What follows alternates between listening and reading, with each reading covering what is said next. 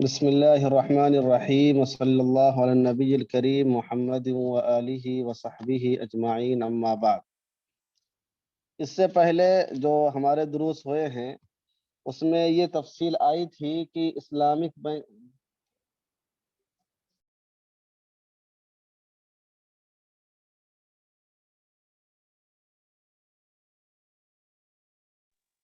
ذرا سا ایک منٹ رکیے۔ تو اس سے پہلے جو ہمارا درس ہوا تھا اس میں یہ تفصیل آئی تھی کہ اسلامک بینک جب قائم ہوگا تو اس میں سرمایہ کاری کا کیا طریقہ ہوگا۔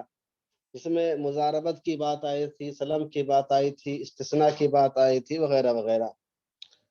اور اسلامی بینک جب کسی کو قرضہ دے گا تو قرضے کی کیا صورت ہوگی جس پہ وہ فائدہ بھی اٹھا سکتا ہو اور آدمی کو کیش میں رقم بھی مل جائے۔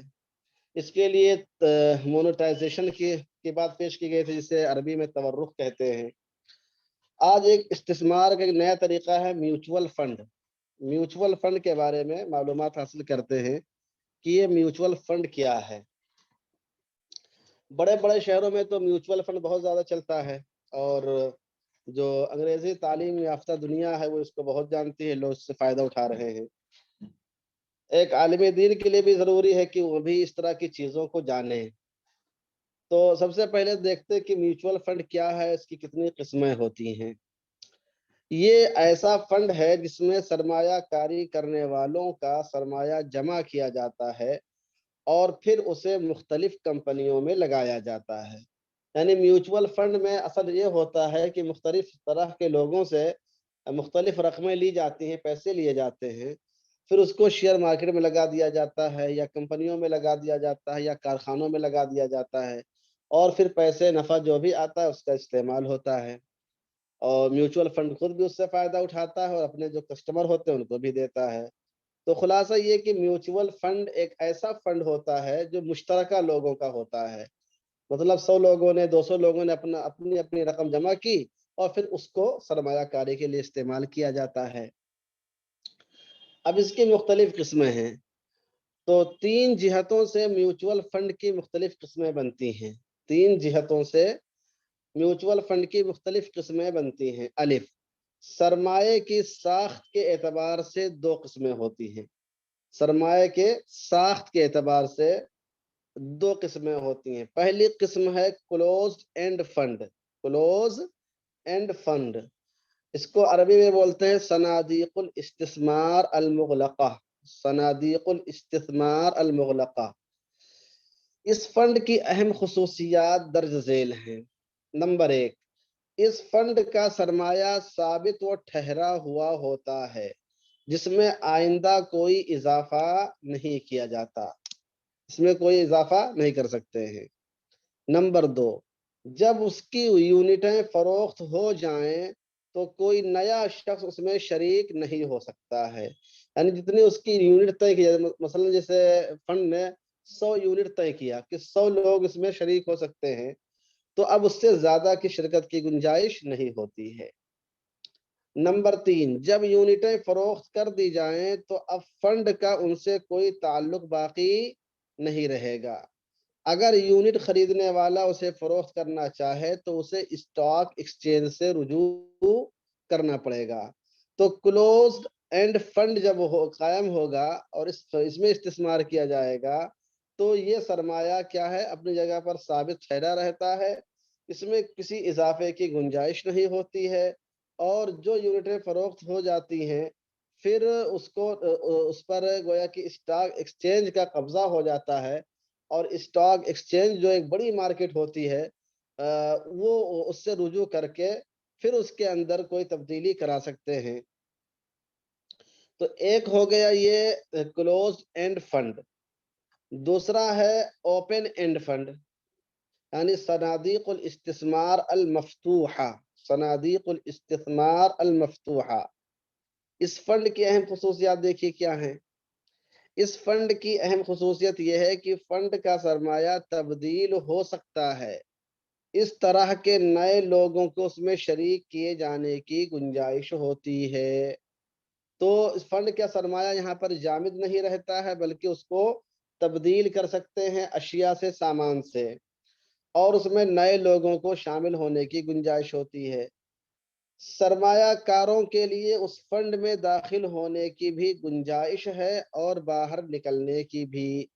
سمجھ رہے ہیں؟ سرمایہ کاروں کے لیے اس فنڈ میں داخل ہونے کی بھی گنجائش ہوتی ہے اور باہر نکلنے کی بھی ہوتی ہے۔ اس میں لوگ شریک بھی ہو سکتے ہیں اور اپنا فنڈ لے کر باہر جا بھی سکتے ہیں۔ ان کے اوپر باقی رہنا ضروری نہیں ہوتا ہے۔ نمبر 3 ہے کہ فنڈ اپنے سرمایہ میں اضافے کے لیے نئی یونٹیں جاری کر سکتا ہے اور ان کی قدر متعین کر سکتا ہے، یعنی نئی قیمت لگا سکتا ہے۔ مثلاً میوچول فنڈ نے مان لیا 1000 یونٹ جاری کیا۔ اب 1000 یونٹ جاری ہونے کے بعد جن لوگوں نے اس میں شرکت کی، اس کے بعد بھی درخواستیں آ رہی ہیں، لوگ اس میں اور حصہ لینا چاہتے ہیں اور اپنا پیسہ جمع کرنا چاہتے ہیں، تو پھر میوچول فنڈ کو اس کا اختیار ہوتا ہے کہ وہ مزید یونٹیں بڑھا دے۔ سمجھ رہے ہیں؟ اس فنڈ کی یونٹوں کی خرید و فروخت کے لیے اسٹاک ایکسچینج کی ضرورت نہیں ہوتی ہے، بلکہ جب چاہے براہ راست کمپنی سے یونٹ خریدی اور بیچی جا سکتی ہے۔ یعنی میوچول فنڈ کی جو کمپنی ہوگی وہ خود اس کو خرید و فروخت کر سکتی ہے، اسٹاک ایکسچینج کے اندر جانے کی ضرورت نہیں ہوتی ہے۔ تو 3 جہتیں اس کی ہوتی ہیں میوچول فنڈ کی۔ پہلی جہت انہوں نے الف میں بتائی اس کے ساخت کے اعتبار سے، اور اس اعتبار سے اس کی 2 قسمیں ہیں، ایک ہے کلوزڈ اینڈ فنڈ اور دوسرا اوپن اینڈ فنڈ ہے، یا ایک کو عربی میں صنادیق الاستثمار المغلقہ کہتے ہیں جس کی خصوصیات ذکر کر دی گئی، اور دوسری کیا ہے، صنادیق الاستثمار المفتوحہ کہتے ہیں، اس کی بھی چند خصوصیات ذکر کر دی گئی ہیں۔ اصل مسئلہ یہ ہے کہ جو میوچول فنڈ وغیرہ ہے، یہ آپ زیادہ سے زیادہ 10% یا 20% ہی سمجھ پائیں گے کتاب کی روشنی میں، اس لیے کہ یہ چیز ایسی ہے جو عملی زندگی میں جب جائیں گے، یعنی ان کی کمپنیوں سے جب ملاقات کریں گے، جو میوچول فنڈ کا طریقہ کار ہوتا ہے اس سے دیکھیں گے، تو آپ کو اس کے بارے میں تفصیلات معلوم ہو پائیں گی۔ لیکن بہرحال کم از کم ان کی اصطلاحات سے تو آپ کو واقفیت ہو جائے گی۔ پورا اگر سمجھ میں بھی نہیں آتا میوچول فنڈ، اس لیے کہ یہ ایک ایسی چیز ہے جس میں جب خود آپ جائیں گے، خود لگیں گے، جب اس کو قریب سے دیکھیں گے تو اس کی پوری صورتیں واضح ہوتی ہیں۔ لیکن اتنا آپ کو ذہن میں اگر آ جائے کہ اس کے 3 جہتیں سے ہو سکتی ہے، ساخت کے اعتبار سے اس کی 2 قسمیں ہوتی ہیں اور مقاصد کے اعتبار سے بھی اس کی 3 قسمیں ہوتی ہیں وغیرہ وغیرہ، تو پھر یہ بھی آپ کی کامیابی کے لیے بہرحال کچھ نہ کچھ اہم چیز ضرور ثابت ہوگی۔ تو بنیادی طور پر آپ کے سامنے میوچول فنڈ کا نقشہ یہ آیا کہ میوچول فنڈ ایک خاص قسم کا فنڈ بنایا جاتا ہے جس میں لوگ اپنی رقمیں جمع کرتے ہیں اور اس کو پھر کسی بڑے سرمایے میں شیئر مارکیٹ وغیرہ میں لگا دیتے ہیں، اور اس کی 3 جہتیں ہوتی ہیں۔ پہلی جہت ہے ساخت کے اعتبار سے کہ اس کا وجود کیسے ہوتا ہے، اس اعتبار سے اس کی 2 قسمیں ہیں، ایک کلوز اینڈ فنڈ اور دوسرا اوپن اینڈ فنڈ۔ مقاصد کے اعتبار سے اس فنڈ کی 3 قسمیں ہیں۔ مقاصد کے اعتبار سے اس فنڈ کی 3 قسمیں ہیں۔ نمبر 1 ہے انکم فنڈ، صنادیق الدخل، کیا بولتے ہیں؟ صنادیق الدخل اس کو بولتے ہیں عربی میں۔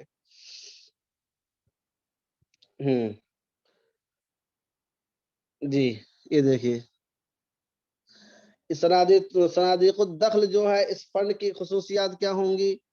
اس فنڈ کی خصوصیت یہ ہے کہ اس کا مقصد سرمایہ کاری سے ایک ایسی آمدنی حاصل کرنا ہوتا ہے جس میں کم سے کم خطرہ ہو، یعنی اس میں سرمایہ کاری تو ہوتی ہے اور اس سرمایہ کاری سے پیسے بھی حاصل ہوتے ہیں، لیکن کوشش یہ کی جاتی ہے کہ زیادہ رسک مول نہ لیا جائے، کم سے کم خطرات ہوں، تو اس کو ایسی جگہ پر لگاتے ہیں جہاں پر سامان کے بڑھنے کا، پیسے کے بڑھنے کا چانس زیادہ ہو، گھٹنے کا چانس بہت کم ہو، تو جس میں کم سے کم خطرہ ہو۔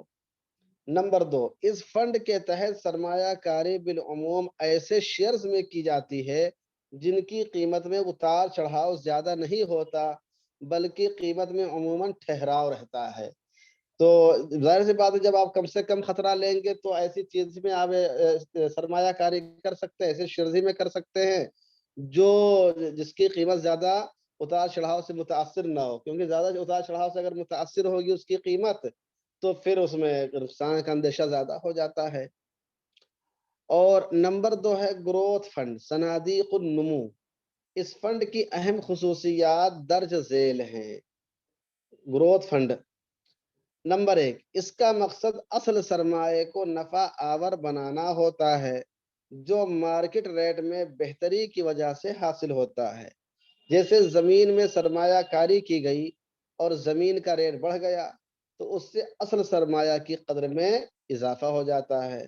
تو اس کا مقصد کیا ہوتا ہے؟ اصل سرمایہ کو نفع آور بنانا ہوتا ہے، سمجھ رہے ہیں؟ تو اس کے اندر بھی سرمایہ کاری ہی کرتے ہیں اور اس کے سرمایہ کو نفع آور بناتے ہیں، اور مارکیٹ ریٹ میں جو بہتری ہوتی ہے اس کو حاصل کرنے کی کوشش کی جاتی ہے۔ ظاہر سی بات ہے، زمین سب سے اچھی چیز ہوتی ہے، زمین خرید لیا، مکان خرید لیا تو اس کی قیمت روز افروز بڑھتی ہی جاتی ہے، تو اس طرح اس کو سرمایہ کاری کرتے ہیں۔ نمبر 2، عادتاً اس فنڈ میں ایسے شیئرز میں سرکاری کی جاتی ہے، سرمایہ کاری کی جاتی ہے جس میں بہت زیادہ قیمت میں چڑھاؤ کی امید ہو، یعنی وہ سینسیکس وغیرہ کو دیکھتے رہتے ہیں، شیئر مارکیٹنگ کی دنیا کو دیکھتے رہتے ہیں اور یہ دیکھتے ہیں کہ کس چیز کی قیمت زیادہ اونچائی پر جا رہی ہے اور پھر اسی اعتبار سے اس کو خرید لیتے ہیں۔ تو شیئرز کی سرمایہ کاری، شیئرز میں سرمایہ کاری کرتے ہیں اس فنڈ والے، لیکن جس چیز کی قیمت زیادہ تیزی سے بڑھ رہی ہوتی ہے اس کو خریدنے کی کوشش کرتے ہیں۔ تو دوسرا ہو گیا گروتھ فنڈ۔ تیسرا ہے بیلنسڈ فنڈ، یعنی صنادیق الدخل والنمو، صنادیق الدخل والنمو، بیلنس فنڈ۔ اس کو partly income and partly growth fund بھی کہتے ہیں، چونکہ یہ بین بین ہے تو پارٹلی اس کو income and partly growth fund اس نام سے بھی یاد کیا جاتا ہے اور بیلنس فنڈ اس نام سے بھی یاد کیا جاتا ہے، گویا اس کے دونوں نام ہیں۔ اس میں ان دونوں فنڈ کی خصوصیات کو جمع کر دیا جاتا ہے، سمجھ رہے ہیں؟ پارٹلی گروتھ والے فنڈ کو بھی اور انکم والے کو بھی، دونوں کو جمع کر دیا جاتا ہے۔ اس میں ان دونوں فنڈ کی خصوصیات کو جمع کرتے ہیں اور اس کے نتیجے میں ایک چیز مستقل طور پر تیار ہو جاتی ہے۔ تو یہ جو تینوں قسمیں آئی تھیں وہ آپ کے سامنے بیان ہوئی، جس میں ساخت کے اعتبار سے اس کی خصوصیات کو بیان کرنے کی کوشش کی گئی تھی۔ جیم ہے سرمایہ کاری کے میدان کے اعتبار سے اس کی 3 قسمیں ہوتی ہیں، سرمایہ کاری کے اعتبار سے بھی۔ نمبر 1 ہے بانڈز فنڈ، یعنی صنادیق السندات، بانڈز فنڈ، صنادیق السندات۔ اس فنڈ کی چند اہم خصوصیات یہ ہیں۔ نمبر 1، اس کے ذریعے سرکاری اور غیر سرکاری بانڈز میں سرمایہ کاری کی جاتی ہے اور انہیں خرید کیا جاتا ہے۔ بانڈز کے بارے میں زیادہ تفصیلات اگر آپ کو معلوم کرنی ہے تو وہ جو کتاب ہے مفتی تقی عثمانی صاحب کی جدید معیشت و تجارت، جدید معیشت و تجارت میں بانڈز کے بارے میں اچھی تفصیلات دی گئی ہیں، اس کو پڑھ لیجئے۔ تو اس میں سرکاری اور غیر سرکاری دونوں طرح کی بانڈز خریدے جاتے ہیں اور اس کے ذریعے سے سرمایہ کاری ہوتی ہے۔ نمبر 2، مختلف دورانیوں میں منافع حاصل کرنے کی کوشش کی جاتی ہے، یعنی اس کے کئی حصے کر دیے جاتے ہیں، ایک حصہ 6 مہینے کا، ایک حصہ 8 مہینے کا، ایک حصہ 10 مہینے کا، اس طریقے سے کئی حصوں میں اس کو منافع کو حاصل کر کے تقسیم کرتے ہیں۔ تو یہ ہے بانڈز فنڈ۔ میں نے شروع میں بتایا کہ یہ چیزیں ایسی ہیں جو مارکیٹ میں جانے سے کے بعد سمجھ میں آئیں گی، لیکن کم از کم اصطلاحات اگر آپ کو معلوم ہو جاتی ہیں اور اس کی ضروری چیزیں معلوم ہو جاتی تو ابھی فائدے سے خالی نہیں ہے۔ اور نمبر 2، اسٹاک فنڈز، صنادیق الاسہم۔ اس کی چند خصوصیات حسب ذیل ہیں۔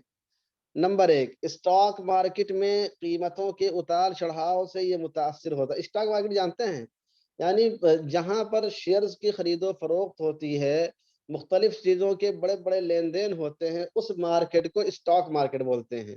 اس کو کیا بولتے ہیں؟ اسٹاک مارکیٹ بولتے ہیں۔ تو اسٹاک مارکیٹ میں قیمتوں کے اتار چڑھاؤ سے یہ متاثر ہوتا ہے۔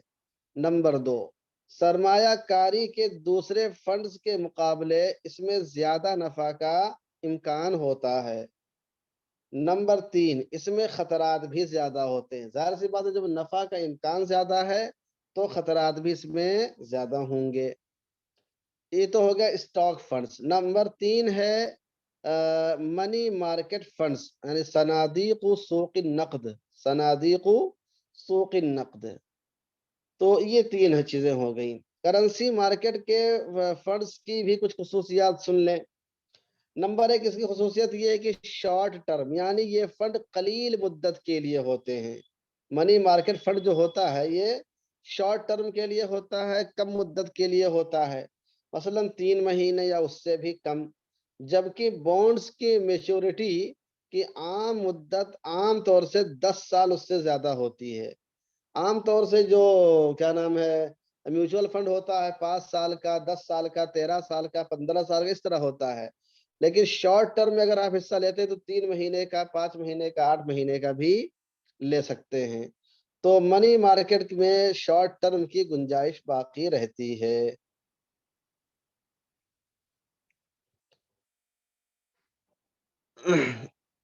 نمبر 2، اس کی خصوصیت کیا ہے؟ Lower risk exposure, lower risk exposure. Currency market کے فنڈز میں خطرے کا محرک کم ہوتا ہے اور نہ ہی زیادہ نفع ایسے انویسٹ پر حاصل ہوتا ہے، کیونکہ خطرہ جب آپ کو کم ہے تو انویسٹمنٹ پہ آپ کو نفع بھی زیادہ حاصل نہیں ہو سکتا ہے۔ ایک تو شارٹ ٹرم کی آپ کو سہولت ہوتی ہے، دوسرے رسک کم ہوتے ہیں، اس لیے منافع آٹومیٹک کم ہوتا چلا جاتا ہے۔ تیسری چیز ہے high liquidity, high liquidity. Currency market میں لگایا ہوا سرمایہ آسانی سے نکالا جا سکتا ہے۔ سمجھ رہے ہیں؟ کرنسی مارکیٹ میں لگایا ہوا سرمایہ آسانی سے نکالا جا سکتا ہے اور اس سرمایہ کو سیال اثاثے یعنی لیکوڈ میں بسہولت تبدیل کیا جا سکتا ہے، یعنی اس کو یہ سامان سے کیش میں تبدیل کرایا جا سکتا ہے۔ سمجھے؟ سامان سے اس کو کیش میں کرایا جا سکتا ہے۔ چوتھا ہے ریئل اسٹیٹ فنڈ۔ چوتھا کیا ہے؟ ریئل اسٹیٹ فنڈ، صنادیق العقار، صنادیق العقار۔ اس کی کیا خصوصیات ہیں؟ اس میں نقصان کے خطرات نہ بہت زیادہ ہوتے ہیں اور نہ بہت کم، بلکہ متوسط درجے میں ہوتے ہیں۔ نمبر 2، اس میں سرمایہ ڈیولپمنٹ میں بھی لگایا جاتا ہے، یعنی عمارتوں کے بنانے میں، بریج کے بنانے میں، سمجھ رہے ہیں، پلوں کی تعمیر میں وغیرہ وغیرہ میں۔ تو اس میں ایک نقصان کا خطرہ زیادہ نہیں ہوتا ہے۔ دوسرے یہ کہ اس کو سرمایہ کو ڈیولپمنٹ میں، تعمیر وغیرہ میں لگاتے ہیں۔ نمبر 3، کرایہ پر لگا کر بھی نفع حاصل کیا جا سکتا ہے۔ اس میں جو رقم ہو اس سے کوئی بلڈنگ بنا کر، کوئی بلڈنگ کی تعمیر کر کے اس کو کرایہ پر لگا سکتے ہیں۔ تو یہ تو اس کی بنیادی تفصیلات ہوئی کہ کتنے قسم کا ہوتا ہے، خصوصیت کے اعتبار سے ہر ایک کی کیا کیا خصوصیات ہیں۔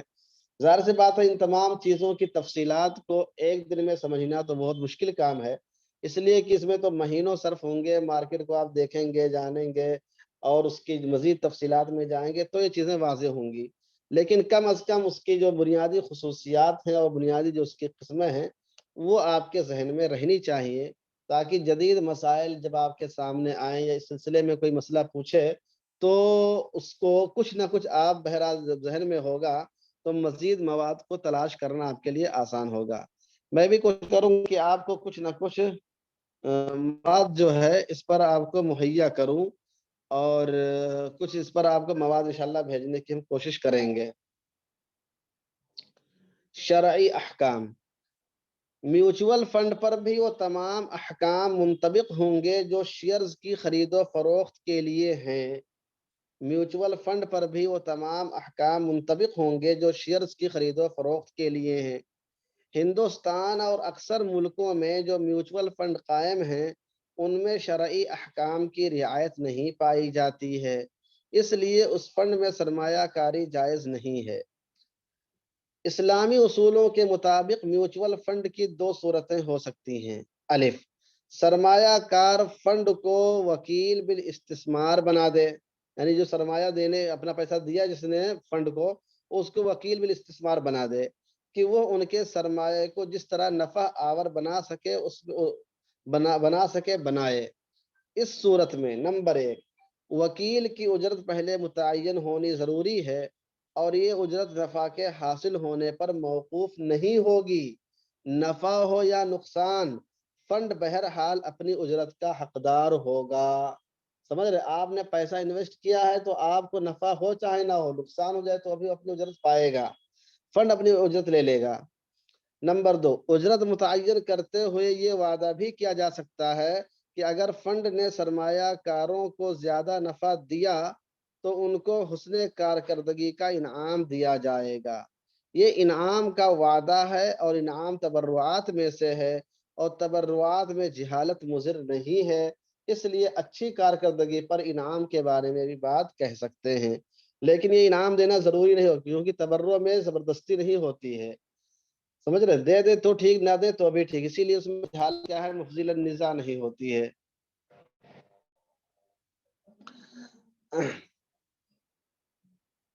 اچھا، سرمایہ کار اپنا سرمایہ فنڈ کو مزاربت کے لیے حوالے کرے۔ اس صورت میں الف، پہلے سے کوئی اجرت متعین نہیں کی جا سکتی، بلکہ حاصل ہونے والے نفع میں سرمایہ کار اور فنڈ دونوں کا تناسب متعین ہوگا۔ ظاہر سی بات ہے کہ مزاربت وہی ہوتی ہے کہ پہلے، آج تو فون کرنے والے بھی پریشان کیے ہیں، ادھر بھی فون آ رہا ہے ادھر بھی فون آ رہا ہے۔ تو سرمایہ کار اپنے فنڈ کو مزاربت کے لیے حوالے کرے، یعنی بطور مزاربت دے دے۔ اس صورت میں پہلے سے کوئی اجرت متعین نہیں کی جا سکتی، بلکہ حاصل ہونے والے نفع میں سرمایہ کار اور فنڈ دونوں کا تناسب متعین ہوگا۔ نمبر 2، سرمایہ کار کو فنڈ کی کاروباری کوششوں میں دخل دینے کا حق نہیں ہوگا، سوائے اس کے کہ پہلے سے مزاربت میں شرط کی وہ خلاف ورزی کرے۔ یعنی اگر جو شرطیں لگائی گئی اس کی فنڈ اگر مخالفت کرتا ہے، خلاف ورزی کرتا ہے، تب تو وہ آواز اٹھا سکتا ہے، لیکن عام حالات میں آواز نہیں اٹھا سکتا ہے۔ میوچول فنڈ میں سرمایہ کار اپنی حصے داری کو فروخت کر سکتا ہے یا فنڈ سے اس کی قیمت کو واپس لے سکتا ہے، البتہ اس بات کو ملحوظ رکھنا ضروری ہے کہ فنڈ کے موجودات کی مختلف شکلیں ہو سکتی ہیں، اور ہر شکل پر اس کے مطابق شرعی احکام جاری ہوں گے، جس کی تفصیل حسب ذیل ہے۔ تفصیل ملاحظہ فرمائیں کیا ہے، یہ دیکھیے۔ موجودات، سب سے پہلے اس میں کیا ہے، دیکھیے موجودات جو ہیں اس میں نقود اور دیون دو ہو سکتے ہیں، اور دوسری جانب اس میں منافع اور اعیان بھی ہو سکتے ہیں، اور بیچ میں دیکھیں نقود، دیون، منافع، اعیان ملے جلے ہوں، سمجھ رہے ہیں؟ نقود اور دیون ہوں، ان کے سامنے منافع اور اعیان ہوں، اور بیچ میں کیا ہے، نقود، دیون، منافع ملے ہوئے ہوں۔ اب نقود اور دیون ہوں گے تو اس میں ضروری ہے کہ بیع قیمت اسمیہ پر ہو۔ کیا ہے؟ بیع قیمت اسمیہ پر ہو، یعنی جس ریٹ میں آپ نے لیا ہے اسی ریٹ میں بیچیں۔ کیوں؟ اس لیے کہ جب نقد کی شکل میں رقم موجود ہے یا دین کی شکل میں موجود ہے، آپ کے پاس اصل اثاثہ سامان نہیں ہے، کوئی شے نہیں ہے، تو گویا آپ کرنسی کی بیع کرنسی سے کر رہے ہیں، تو اس میں قیمت اسمیہ پر بیع ضروری ہوگی۔